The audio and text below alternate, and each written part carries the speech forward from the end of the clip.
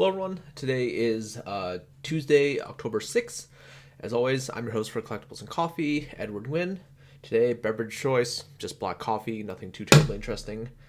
Today, we're going to take a look at some of the basics. This is something that probably a lot of people have a basic understanding of, a lot of people know how to do already, but we are going to delve a little bit further and look at some of the more excruciating details, as they were, when it comes to protecting, storing, and shipping your collectibles.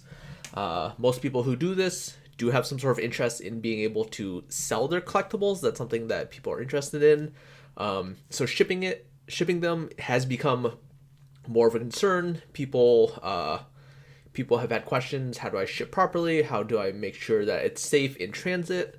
And today we're going to look at that. We'll start with the very basics. It's as simple as storing them, protecting them, making sure that you're doing the right things to make sure that down the line, if you're going to hold on to your collectibles, if you're going to hold on to your investments, you're taking the proper steps to protect them, to make sure that they stay in good shape. We think back to when most of us were kids, we probably didn't take good care of our collectibles. A lot of us regret that, man, that card that we had, when we were 10 or something, 20 plus years ago, if we had kept in better shape, it'd be worth a lot more money today. And because the nature of collectibles going forward, because people do want to treasure them, a lot of people are starting to look at some very, very long-term storage for them, right? People are starting to use them as an heirloom, right? So it's something that people want to pass down. With things like Pokemon, a lot of people who grew up with Pokemon, who are now becoming parents, are wanting to share with their kids. So a lot of people are starting to buy up things. It's just one aspect of the investment market, of the collector market. People are buying things to hold on for their kids, and now they have to deal with the prospect of, I have these cards, I have this expensive booster box. How am I going to keep it so that if my child or whatever, if I'm going to give it to them for them to enjoy, if I'm going to hold on to it for investment for 5, 10, 20 plus years, how do I keep it in as good a shape now so it will last that long? And how can I properly protect it? So these are a lot of things we'll be looking at today. For some of you out there, some of these may be obvious. There are some more advanced things, right? Some people do ask frequently, now that we're in the realm of having a deck, having a collection, having a box that are worth thousands, tens of thousands of dollars, right? How do you go about properly insuring it? How do you keep it safe long term? These are all things that we'll answer today, and kind of hopefully there will be something for everyone. Some of these tips, techniques, these are things that I use. Hopefully some of it may be relevant to you. Not everything may be relevant. Everyone kind of has their own way to go about this. These are things that work for me. I'm hoping that some of the tips and tricks that I've learned over the years that do work for me will work for you. So let's hop right in. First, we'll look at protecting your collectibles and investments. For the most part, right, most of us are familiar with this. If we just take a look at a card, I have a card here. I just picked this up. This arrived, not too long ago. It's just been sitting on my desk. This card, it does come in a perfect sleeve. I'll hold up to the camera. You can see that there is a perfect fit sleeve. It is a sleeve that basically fits very, very snug around the card. Hopefully you can see it from all angles here. All the way around, pretty tight fit. A lot of people use these for playing. This is a way of double sleeving your cards for decks, for people who have more expensive decks. People do put the card inside this inner sleeve before sleeving it into their deck that they play with. From a collectible standpoint, from an investment standpoint, I wouldn't do this with every card. One, these are kind of a pain to get off. They fit very, very snug. So you have to be able to put them in, and in order for them to fit around the card, they are kind of a pain to remove. As such, it's not a great time to have to sleeve everything. It's possible for more expensive cards, for higher end cards, you may want to do this. For the most part, basic sleeves, which we'll look at next, will be more than sufficient. If you do plan on playing with your cards, for those people who do have an EDH deck, a vintage deck, etc., double sleeving your cards may be a little bit more relevant, especially if you're bringing them back and forth with sleeves, because they're open at the top. You are likely to get grime, to get dust, to get oils in that do pick up. For those of you who have played, you're probably familiar with how grimy your sleeves get over time. They pick up specks of dust from your playmat, from the table, just being shuffled, and then you do have to replace sleeves over time. That being said, putting your cards in perfect fit sleeves, personally, I don't do it. It becomes too much of a pain for those of us who've ever had to buy cards, buy collections. When you're trying to de-sleeve a deck to be able to properly grade the card, you want to be able to look at the card without a sleeve on it. Having to de-sleeve these perfect fits are really tedious, especially when you have a lot of them. This is kind of an odd design because from here, if you can see, I'll try and remove it. And this is a really tight fit, and this is kind of what I mean when they're a pain. This one loads from the side. This one doesn't actually load from the top or bottom. So when you have these coming in multiple angles, it does become really tedious to de-sleeve them. I have bent cards trying to remove them from a perfect fit before, just because it was such a tight fit. I pushed down too hard and I end up bending the card. It's annoying. It does happen. You have to be careful. For that reason, I don't really suggest using perfect fits for most purposes. But for those of you that do, again, I don't fault you. I think it's a perfectly reasonable solution. I'm actually going to take this out of the perfect fit. This card is actually among the cards I'm going to send in for grading very, very soon. Just because this was freshly opened. This is a nice candidate, so this will be going in. For most cards, just a basic penny sleeve will do perfectly fine. Penny sleeves, common price. You buy a pack of 100 for $1. There are some shipping problems right now from China where a lot of these sleeves are made. So you can see this is a perfect fit, just a very generic, not perfect fit, a generic penny sleeve. You can see what it looks like. This is the most common way to store cards in bulk.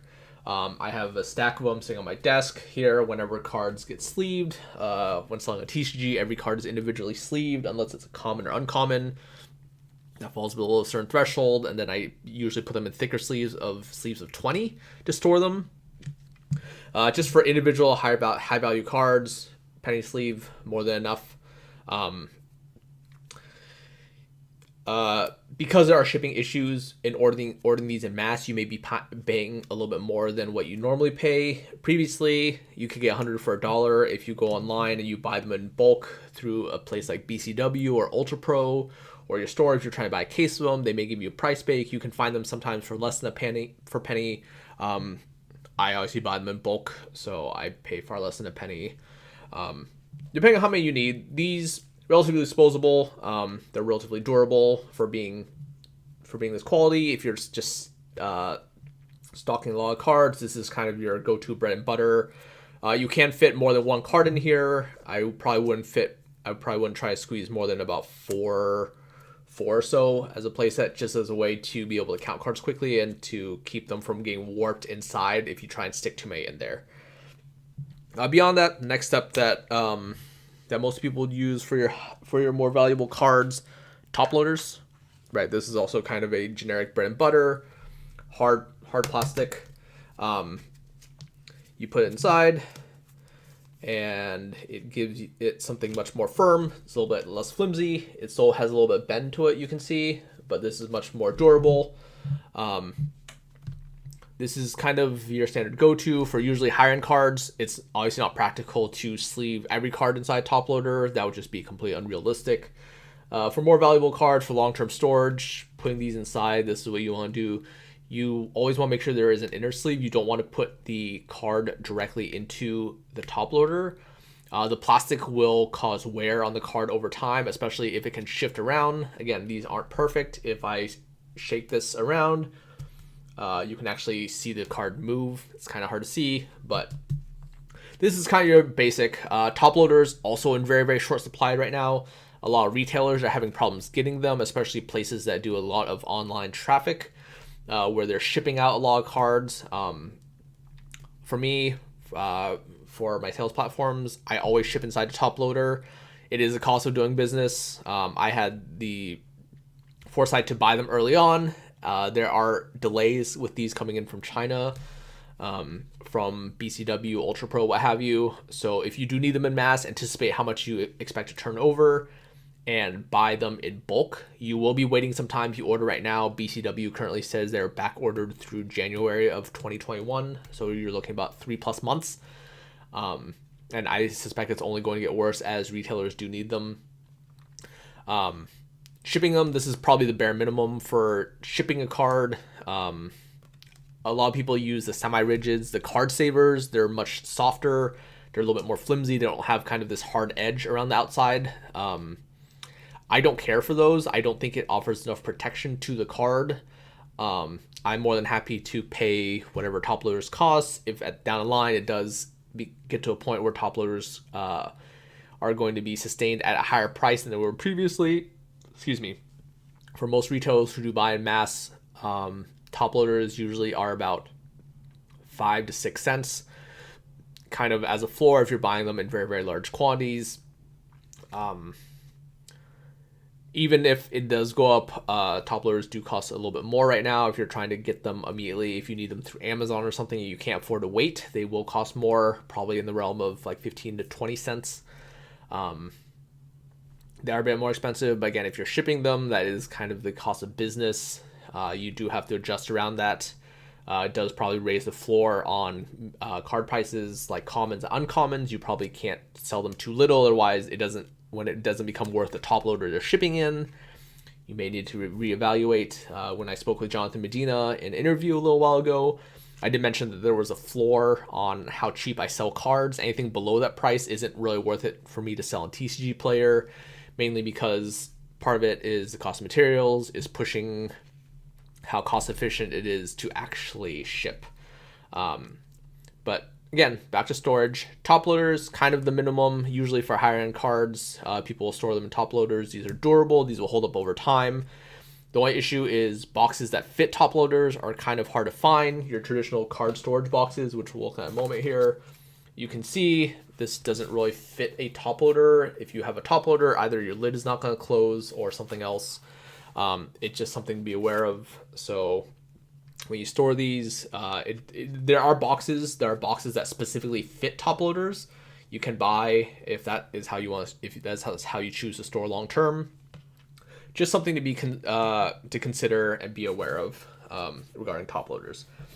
The next step is putting them inside a team bag. With every TCG order, same deal. I put it inside a team bag. This is what they look like. The term team bag is actually a sports cards term. These are meant for keeping all cards with players from the same team inside. And these are obviously much bigger. They're meant to store multiple cards. You can see here, it is just kind of an outer bag, basically. You can slide the top loader inside, and there's a strip here. There's a sticky strip. You fold it over, and it keeps your card basically sealed. I don't need quite seal this yet. That's why I'm not going to do it. So every order also gets shipped with one of these. I'll kind of review what an order looks like later, but this is a way to prevent moisture to get in the event that an envelope gets dropped. I've had water-soaked packages before, water-soaked envelopes, because my mail got dropped. Orders that had team bags, the contents were soaked, but these team bags were enough to keep most of the damage away from the card, if not all the damage. It is not completely sealed. It is possible that water still gets inside. That's an unfortunate reality. But again, this is a relatively small price to ensure that when you ship cards, that you can keep most of the damage away from the cards. Again, just another thing. It also prevents the card from sliding out. I see sometimes people put tape over the top loaders. I don't care for that. If your card is open, if the open edge is facing this way, then you do risk the card when it shifts around, it'll get caught up in the tape. When you pull it off, you may pull off part of the card as well if it's still stuck to the tape on the top loader. That's why I don't do it. This clean solution, you don't need extra tape. You don't have to spend money buying extra tape. Some people use painter's tape just because it peels off a little bit easier. It doesn't leave that sticky residue on the plastic of the top loader. I just solved that problem, put every order inside a team bag and just seal it and more or less just forget about it. And this is going to be pretty safe when it comes to shipping the item. when we're looking in terms of storage for people who are storing their cards, if you have a top loader, you put inside something. If you put cards inside a box, right, you may not have cards that aren't worth putting every single one inside a top loader. Whatever that price point is for you to justify putting cards in a top loader versus just putting cards in penny sleeve inside a box, that really is up to you. One of the most important things to remember is that moisture is the enemy of paper. We all see cards curl. This is something we've experienced before with foils. It may not be super obvious here. This is not a super curved foil, mainly because I live in Oregon. My house is relatively moisture free. It's not a super damp area, so my cards don't warp very much. So this card, that's on my desk. It's been on my desk for a little while. You can see that there is slight curvature to it, but it's not bent. For those of us, I've been to events in Florida, Georgia, parts of the eastern seaboard. When it's very, very moist, you have a lot of, or when it's very moist, there's a lot of humidity in the air, you definitely feel it. And when you buy cards from people, you can definitely tell that they are exposed to humidity, because you do get this very severe curvature. I've seen some cards are almost in like a U shape with how severely bent they were just from the humidity. If you're going to store cards long term, no matter where you store them, you want to avoid the moisture, you want to avoid humidity as much as possible. Over time, this will cause irreversible damage to the cards. Yes, there are tricks you can do to help flatten them, to help unwarp them, but once they start to warp, due to the nature of the cardboard, due to the nature of the foils that do tend to experience the most warping, it's usually irreversible. There's some tricks you can do to help flatten them, but again, they're not going to be perfectly flat. And if you do plan on storing them long term, keep them away from moisture, keep them away from humidity as best you can. One of the tricks that I use, I think I've discussed this before, these are silica packets, silica gel, not unlike what you find inside food when you buy shoes, etc. These are little packets that do contain the silica inside, and these are actually reusable. I'll swap to my screen here in a moment and show you the ones I bought.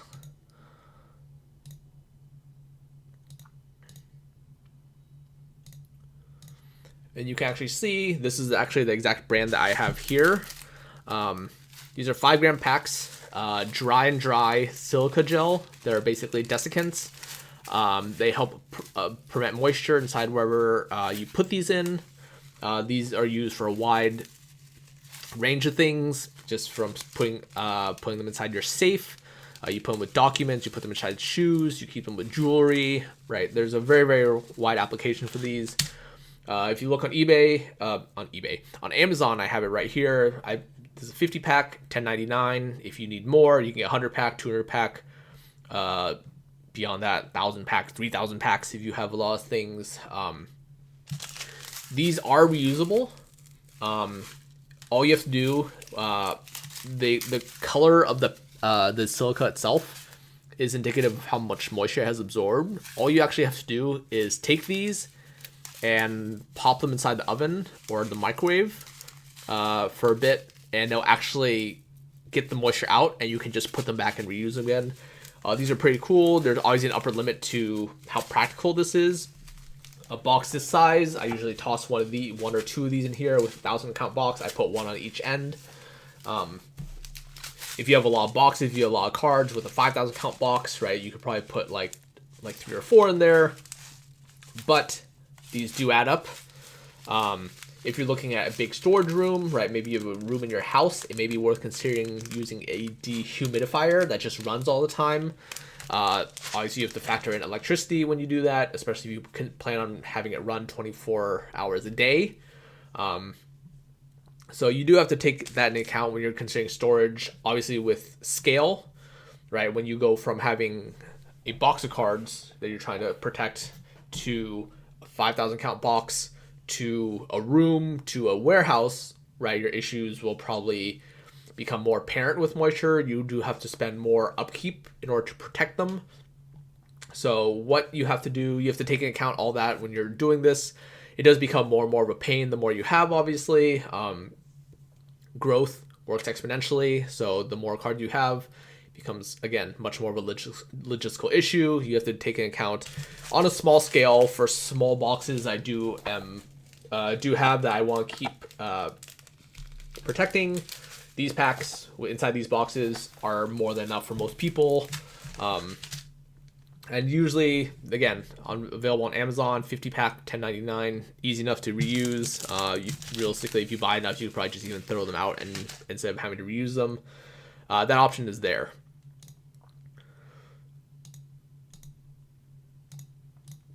So that's kind of the basics of protecting your cards.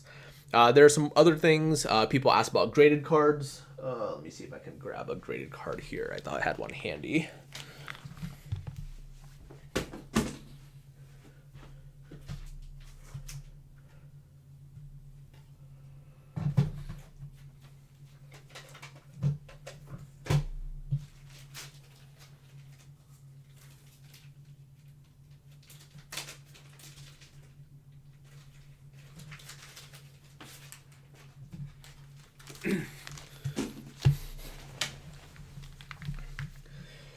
For graded cards, a lot of people are wanting to know how to protect them. For the most part, they're pretty durable themselves, right? We have a reasonably hard plastic here. There won't be a lot of damage to the card in one way or another. It is encapsulated. It is hermetically sealed, right? So you don't have to worry about too much damage to this. One of the things you do have to worry about is when you have a bunch of these, you want to protect them against each other. A lot of these, you don't want them loose, right? If you're going to put them inside a box, there are special boxes where you can store graded cards that are larger because obviously with extra plastic, this is too large to fit inside a box. So these cards, you want to make sure that they're not banging up against each other. These do chip. I've seen people just take poor care of the graded cards, and then when you smash against a table surface accidentally, you don't even have to do it very hard. You do get chips that appear on the case. The case themselves do scratch. There's actually a scratch on this case. It's kind of hard to see. So the cases themselves, while durable, they do scratch. If it is something you plan on displaying, you probably do need to take some care.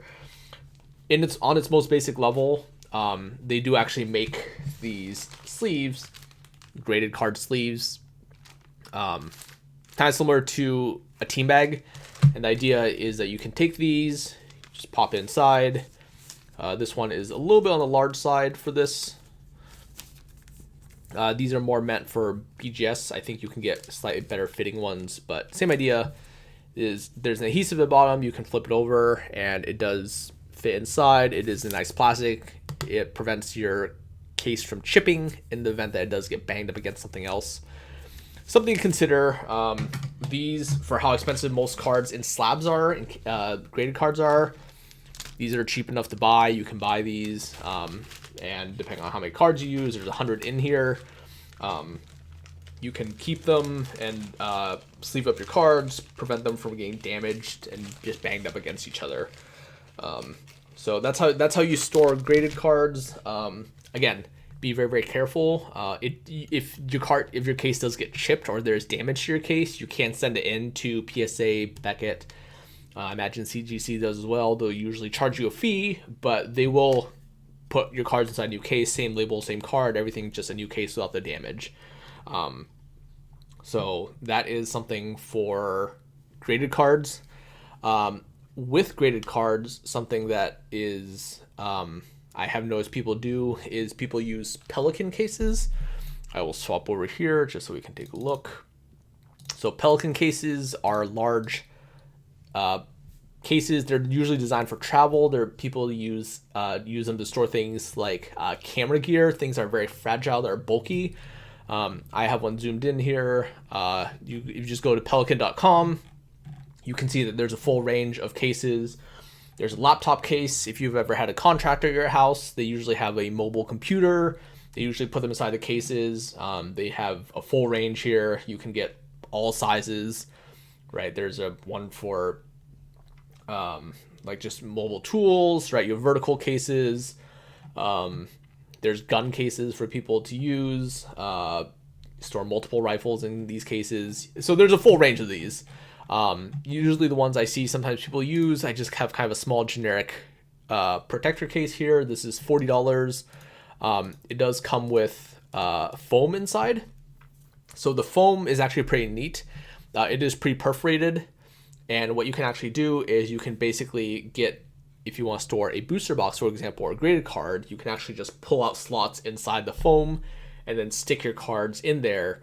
And you only pull out enough foam so you can fit whatever you're trying to fit inside within the range, the space inside the foam. So you're not pulling out everything. So you can basically custom fit whatever you're trying to put in there. So booster boxes are a great thing to put in there if you have expensive booster boxes.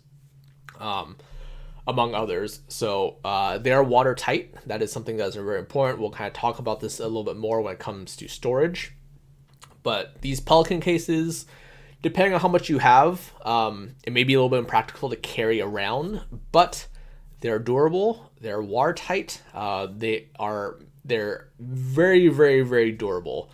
I know I travel extensively. I know a lot of people use these.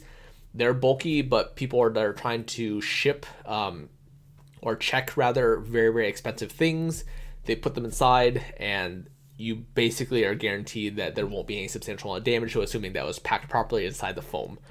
So that's just one thing that people use for graded cards. I've seen some people use these as a means of storing them, as storing graded cards, as storing booster boxes. Some things are a little bit bigger.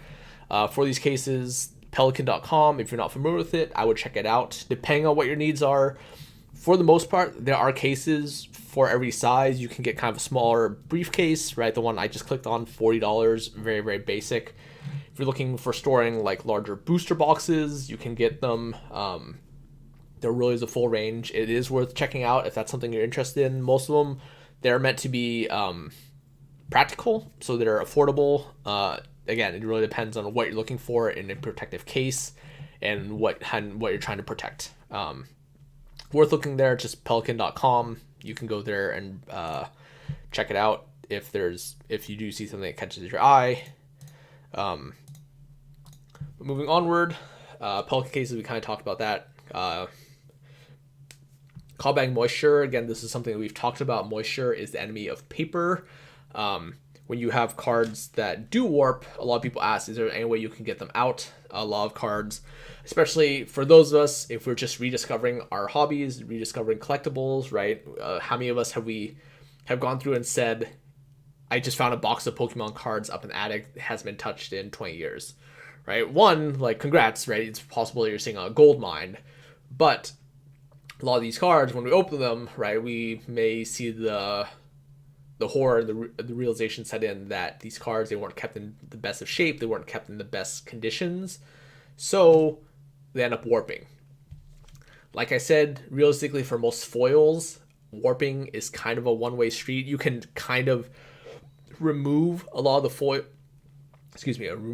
warping from the foils, but over time, it is very possible that the foils will slowly go back to their original warped shape. All you can do is try and get as flat as possible. So my trick, what I do is, I've seen this with mixed results. This is kind of the most recent one. I have two cards here. These are just Charizards I purchased recently. These E-Series Dragon Charizards. I bought them online. So there's two cards in here. And what I do is I put them back to back. So their curl is in the opposite direction, so they'll be pressing against each other, facing in opposite ways. And I have each of them in their own sleeve. I put them inside a top loader, and I just put them inside a team bag.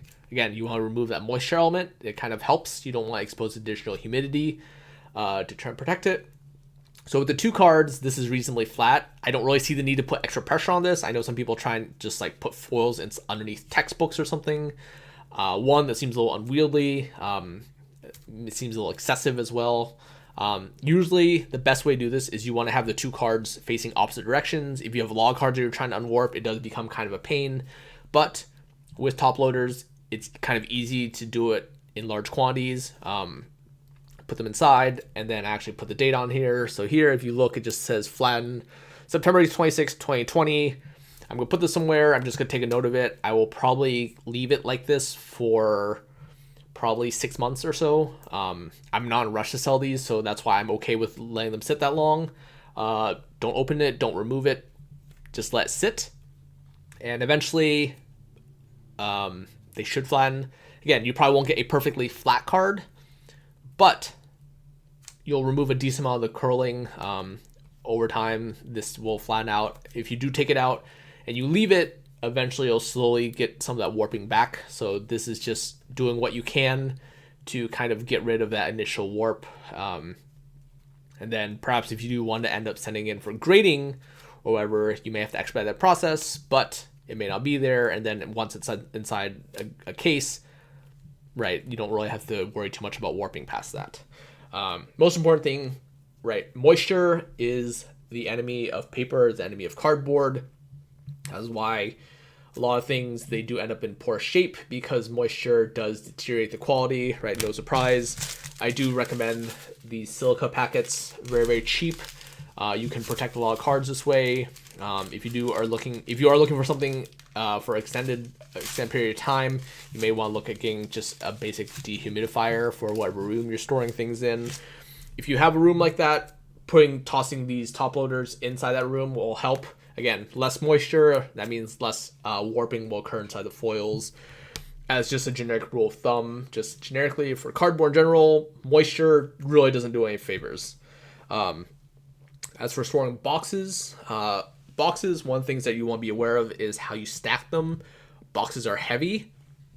So over time they will deteriorate, and you have issues where the plastic does get loose. This is one of the things I mentioned when it comes to security of cases. This case, this is a box Primal Clash. I purchased it a few months ago.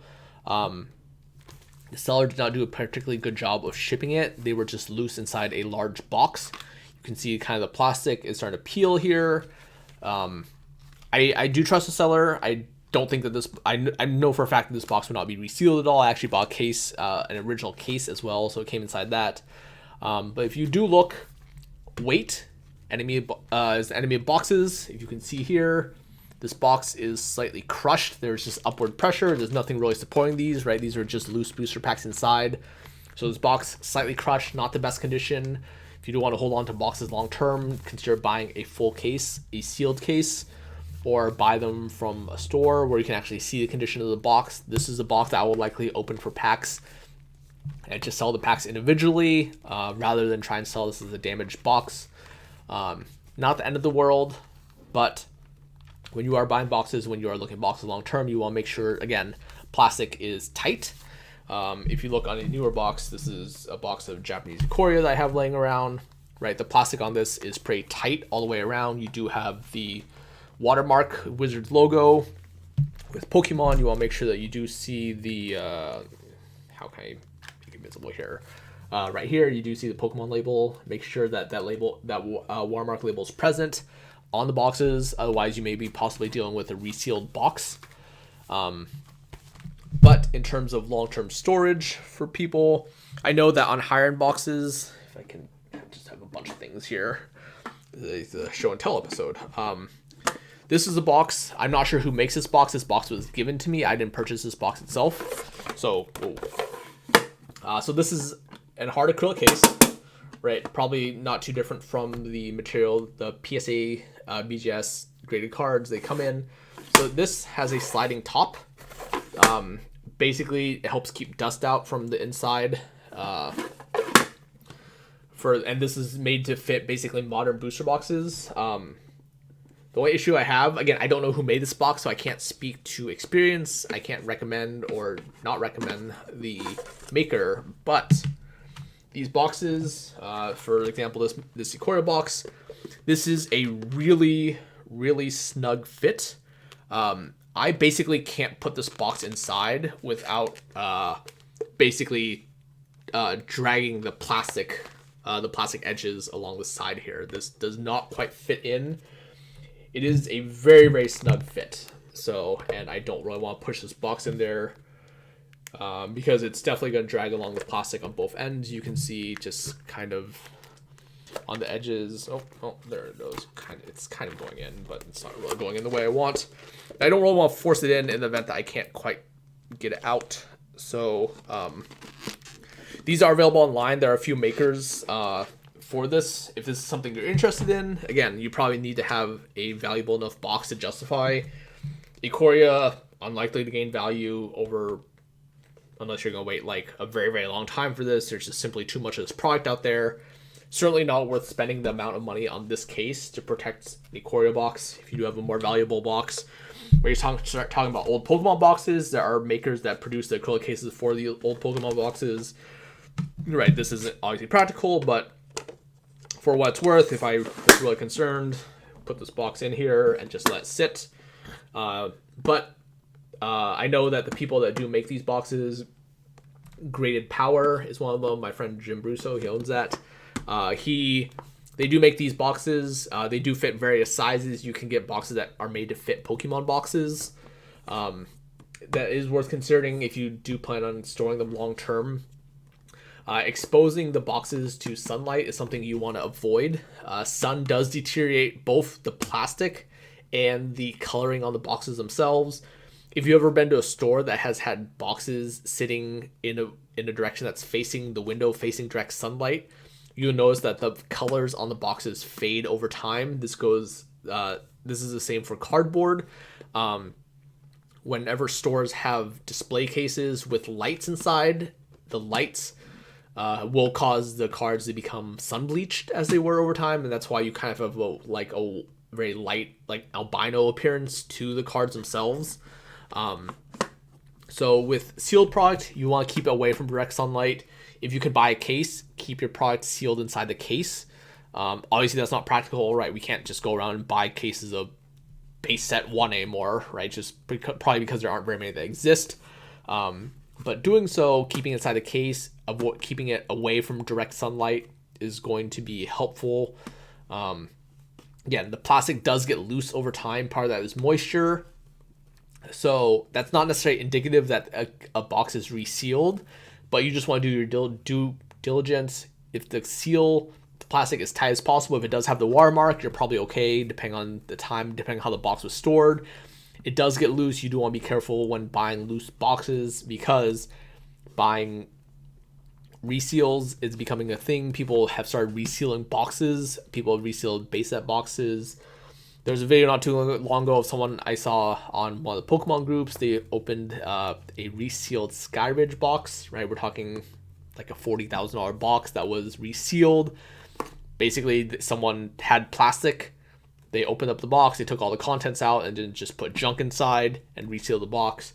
They were obviously banking on the seller not opening the box, right? This would be someone who just keeps a sealed Skyridge box.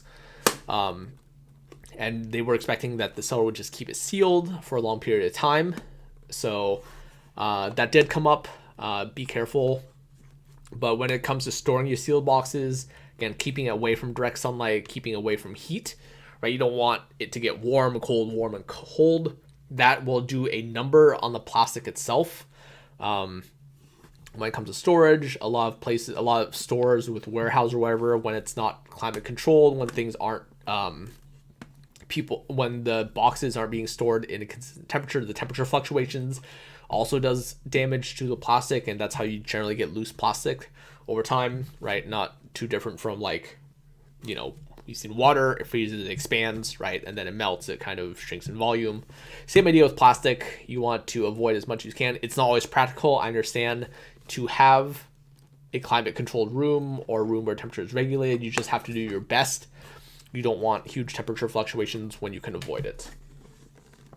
And again, for boxes, you want to be careful about how you store them in terms of having too much weight. They are heavy. When you stack them, you do kind of crush the boxes. We did see the Primal Clash box. That was a box I had in hand. It did get crushed in transit. Same idea. This is a box of Conspiracy Take the Crown. I had some of these boxes laying around. You can see this is damaged the box. Not a big fan of how Wizards has made kind of these boxes. While they do look nice in display, the fact that they have kind of this space at the top where there's basically nothing supporting except the inside cardboard insert, the inner cardboard insert. It has basically caused damage to this box. I wouldn't sell this box as new. I just don't want to deal with someone who is concerned about getting a clean box for their collection. I would rather just probably open up this box and just sell the packs individually. Not that big a deal to me. But again, the danger with buying boxes and then stacking them, you want to make sure that boxes don't get stacked too high. This makes boxes kind of a loose investment. That's why I don't go deep on boxes anymore, because they do become kind of a pain to store. Stacking them, right, is not space efficient. Or rather, stacking them is space efficient, and you do risk damage to the boxes. Not being able to stack them super high, then you start worrying about space efficiency and how well you can store a lot of boxes if that is a route that you choose to go. Just some things to keep in mind when it comes to storing boxes. For those of us that like to display our cards, for those of us who are collectors at heart, this is much more prevalent in the Pokemon business. We've talked a bit about this with art as well. When it comes to displaying cards, you do have to remember light is your enemy. Lots of things are enemies to like cardboards, right? Cardboard, paper doesn't get along with a lot of things. Light is one of them. There are some people that have very fancy display cases. People like to put up their graded cards, what have you, art, etc. up for display, right? These are cool. These are collector items. They're meant to be looked at. They're meant to be enjoyed, right? Not everyone appreciates the idea of I'm going to have expensive cards, collector items, and then just lock it away, never to see light of day, right? So there is that element. Is something to note. If you do want to display your product, have it framed or something, you have to make sure that wherever you display it is going to be away as much as possible from direct sunlight. UV does irreversibly damage cardboard, does irreversibly damage paper, so you want to make sure that it is being protected. I actually have a piece of art here that I'll show that I have. So this is a pencil sketch. It's made with various pencils. This is Toonville Treefolk. This is one of the cards from Throne of Eldraine. So you can see on here, this is actually museum quality glass. This does cost a little bit more. If you can see the reflection from light, it's not quite as apparent.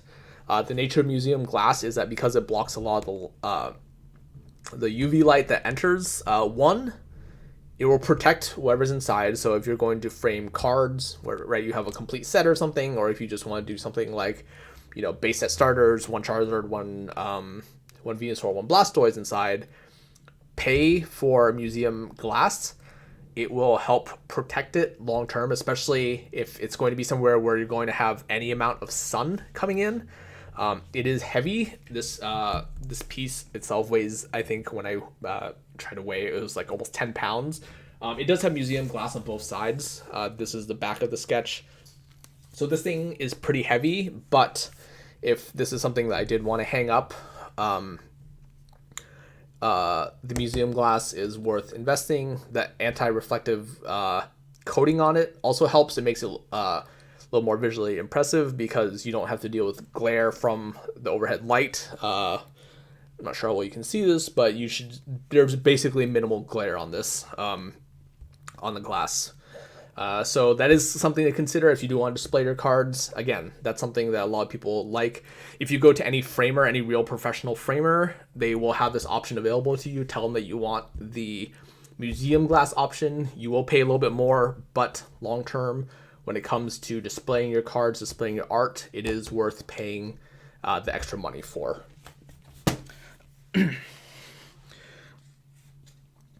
So lastly, we'll talk about storage. We kind of touched on this for various things. When it comes to storing, right, we are at the point where the collectibles that we have, our cards, our decks, booster boxes, right, we're talking about things that are hundreds, thousands, tens of thousands of dollars. So we do have to consider how to safely store them. So some of the most common things, right, a lot of people buy safe. So when it comes to buying a safe, there are several things to take into account. When you do so, One, the size of the safe. Most safes aren't very large. They're not meant to store trading cards, right? Conventional safes are used to store things like documents, jewelry, what have you. They're not meant to be putting large amounts of trading cards in there. So most safes are pretty small. We've seen kind of the desk safes. Most of them like little box safes. They're about this big. I'm going to swap over to my secondary screen here. Let's see. I just pulled up Home Depot as an example when I was looking for safes, right? We have 1.23 cubic feet, right? We're basically looking at something that's about this big. So 1 cubic feet, right? And we know what 1 cubic feet looks like roughly. This is like a $200 safe, right? There isn't a lot going on here. It's pretty small. You can go and get larger safes, right? Gun safes are available if you need more space. Depending on how much you have, getting a larger safe may be advisable. These safes, these 1 cubic foot safes, once you really get into the meat of it, if you try and use them, if you actually see them in person, 1 cubic feet, not a lot of space. Depending on, again, what we're talking about storing, right? I could store maybe 4 of these boxes inside 1 cubic feet, right? Because this is roughly going to be the interior of the safe in terms of length. And then when you put 2 of these and then stack 2 of these high, right? That's roughly the size of a safe itself. So depending again how much you're storing, you may want to consider a gun safe. They are expensive, but there are several reasons to consider them. With gun safes, they're heavy. That is an innate part of the security itself. With these safes, if you look at a lot of police reports, a lot of security reports, when it comes to burglaries, a lot of times with these smaller safes, if a burglar or a thief, they get in, they realize that they can't open the safe, what do? They're just going to steal the safe. With a gun safe, right, some of these gun safes you're talking like 600 to 1,000 pounds on the safe. That's part of the innate security that's built into the feature of the safe. It's heavy, right? In order to remove this, you're probably gonna need like 5 or 6 guys with a dolly or something to be able to physically remove your safe. Beyond that, one thing that you can do if you do own a safe is you want to make sure that it's bolted down. A lot of these safes, they do have anchor bolts, either in the back or at the bottom, and you basically want to anchor it to the foundation, not wood. If you can anchor it to a concrete foundation or something, right, that removes the element where someone can just steal the safe. As such, you obviously need to be able to put it in an area where this is an option. So most people probably in your basement or something, someplace that's out of the way, something that's not easily visible. Obviously, storing inside a basement, you have a different set of issues. What happens if the home floods, right? Especially if you're in an area like Florida, Louisiana, Texas, right? You're prone to getting hit by hurricanes. A safe in the basement may not be the most practical. If you're trying to get a safe in your bedroom, if you have a 2-story house, right? Is it practical to take a 1,000 pound safe up the stairs, right? These are all logistics when it comes to using a safe. So before you use a safe, do your research. You have to consider what are the problems that you potentially face. If you are in Florida, if you are in Texas, right, one of these areas, and you want to put a safe in the basement, you have to consider, is the safe waterproof? Is the safe sealed in such a way where it can be potentially submerged underwater in the event that your house floods or you have a hurricane come through and the contents are going to be protected? In terms of being fireproof, right, in the unlikely event that your house catches on fire, we're talking about improbable scenarios here, but we're talking about things that are tens of thousands, hundreds of thousands of dollars, right? Where do you draw the line? When you're thinking about fire, right? Unlikely scenario, right? But if you live in an area like California where you're potentially in the path of wildfires, where evacuating is potential, fireproof safes are actually rarely ever fireproof. That's not really a design feature. It's very, very hard to actually make something fireproof. All that means is that there is a time window. The longer that time window, the more expensive your safe is going to be, the more secure your safe is going to be. But all that window means is that they're meant to insulate against a certain temperature, and the temperature they actually insulate is lower than most temperatures that fires burn at. So you're already kind of at a wash there. But they're only designed to maintain the protection of the contents for a certain period of time. And some of these, it's as little as like 30 minutes. And the likelihood that, especially if you're considering being in the path of a forest fire, for example, right, it's unlikely that if your house burns that they're going to be able to deal with the fire in 30 minutes. And a wildfire burns much hotter than your conventional house fire. So fireproof, not really something that's going to be particularly helpful, especially when you're talking about things that are made of paper, of cardboard, right? These things are just going to completely get incinerated inside a safe. So some things to consider.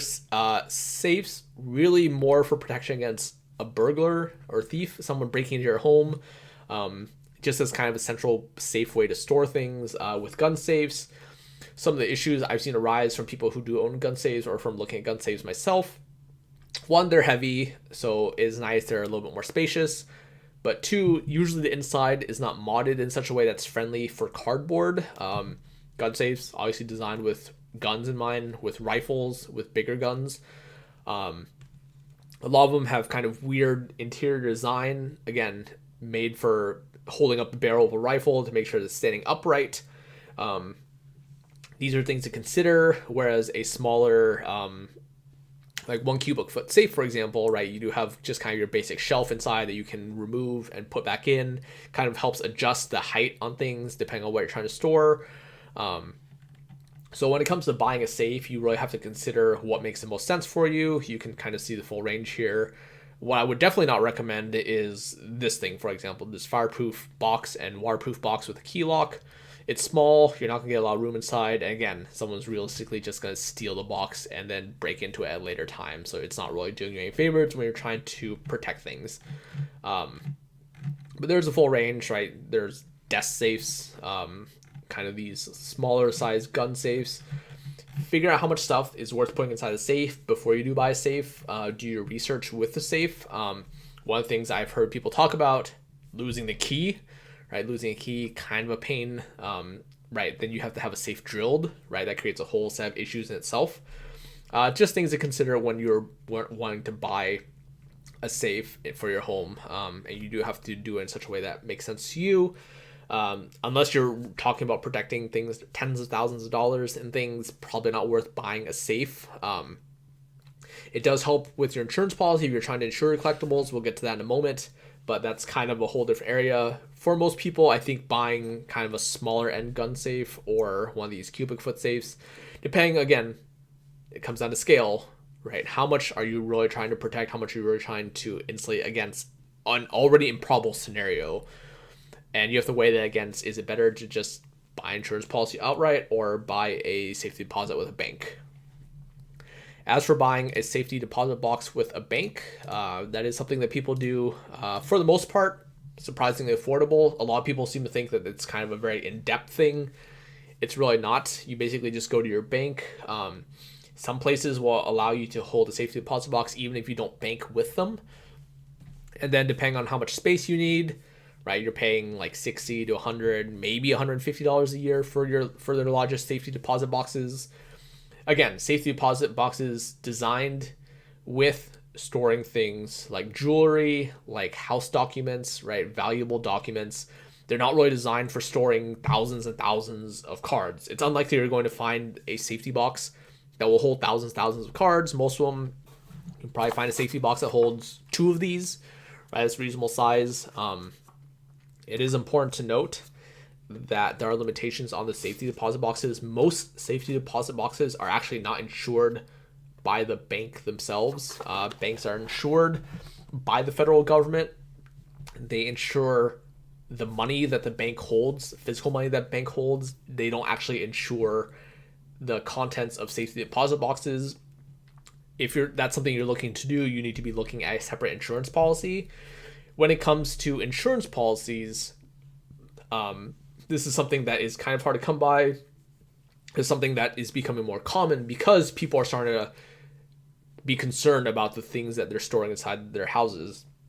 So it is important to note that by default, Your homeowner's policy and your renter's policy 99.9% of the time will not cover collectibles.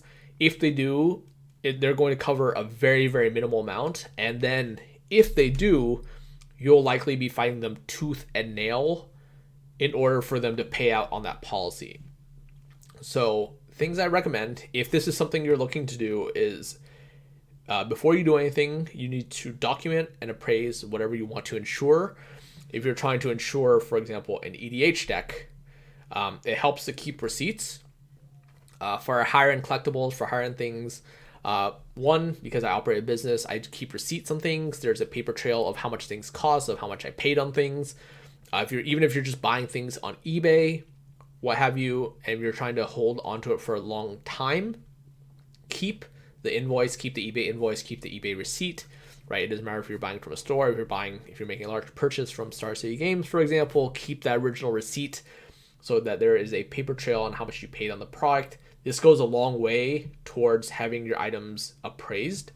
That's the next step, right? First, you want to document your items. You want to have a complete inventory of, for example, let's say your vintage deck. You have an alpha set of Power 9, right? You have the most expensive variants possible for your deck, right? Foils, what have you.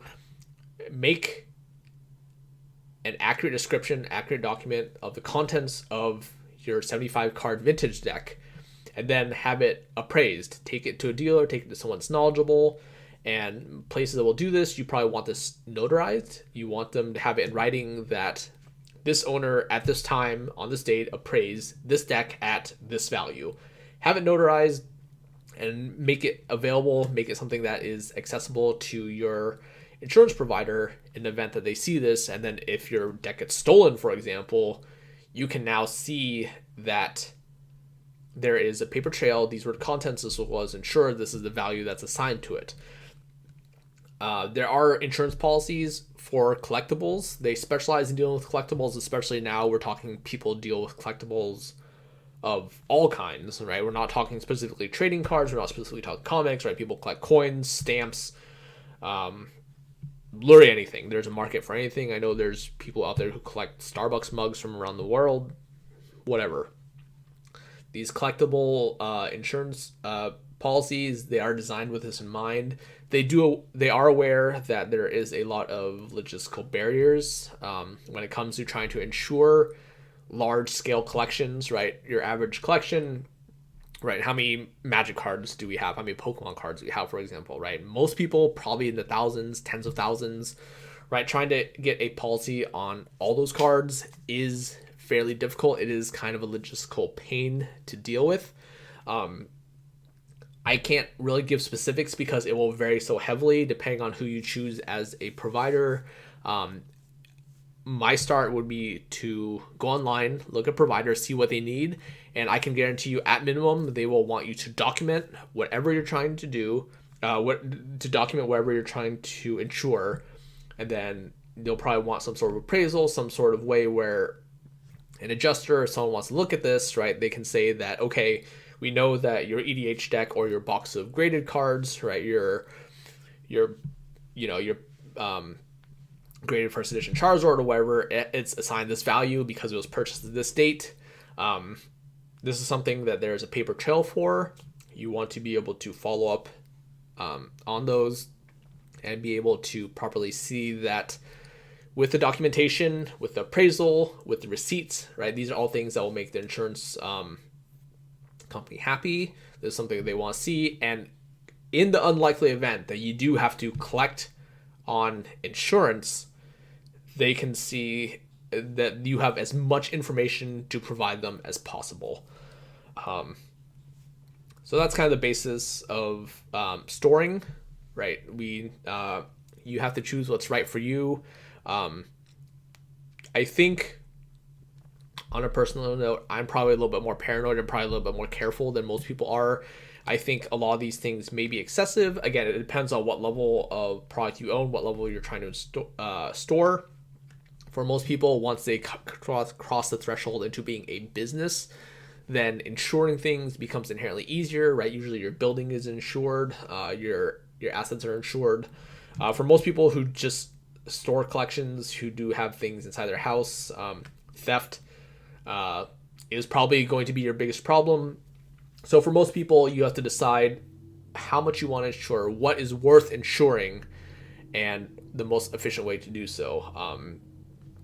If you're looking at, for example, a safety deposit box, right, you have to factor in, even though it's relatively cost effective to keep a safety deposit box for a long period of time, once you factor in the cost of, if you want to access your item, you have to all of a sudden go to a bank during its business hours and have someone access your safety deposit box for you.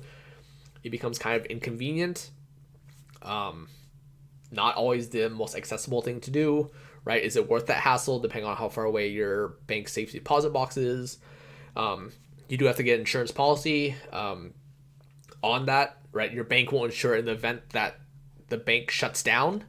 You can actually read reports. There are people who haven't accessed their safety deposit box in years and years and years, and they go back because it's in a different state, because they moved away or whatever, and then they go back and find all of a sudden their bank was shut down, and then boxes were removed, boxes were lost, logistics, boxes, like contents. It's absolutely crazy. You can read, there's actually reports, there's stories about this. I think I read in the New York Times, someone lost a very, very expensive watch collection. We're talking, I think, like 8 figures worth in watches that they store inside a safety deposit box due to a clerical error on the bank's part. So these are all things to consider when trying to store and determine what is right for storing your collectibles and assets. Last topic here, I won't spend too much time on it because it was relatively elementary. When it comes to shipping cards, you want to make sure that you're doing so properly. Again, I've mentioned this before, it is a cost of business. As a business, it is your job to make sure that whatever your customer is buying, it makes it to them in one piece. It gets there in the same condition they bought it. There are things that happen in transit. You have to do your best to make sure that you insulate them. With cards, right, we kind of cover the basics. Same idea. Every card I ship out, it goes inside a penny sleeve, which goes inside top loader, which goes inside a team bag.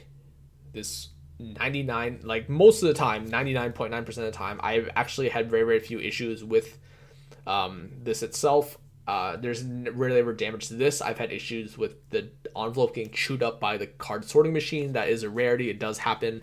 If you ship out enough packages, it is something that you will experience. It's unfortunate, but this is how I ship cards. This is what I would recommend most people do. This is going to protect most of your cards when shipping. If you're going to ship something that's more expensive, something that goes beyond just an envelope, a bubble mailer, right? This provides padding. There's padding on the inside. Tape it to something, tape it to the invoice so it doesn't rattle around. Worst thing is the more a card moves inside transit, the more likely it is to get damaged. So this is actually a slightly larger top loader than what I use. These I usually store for multiple things, but sometimes I will tape this card, the card that they're buying, to the invoice and stick inside and make sure that it is moving as little as possible. When it comes to shipping graded cards, a lot of people ship these inside bubble mailers. That's something I recommend against. One, even though this is relatively sturdy, inside a top loader, if there's any pressure on one end, if there's enough pressure, it actually causes the case to snap.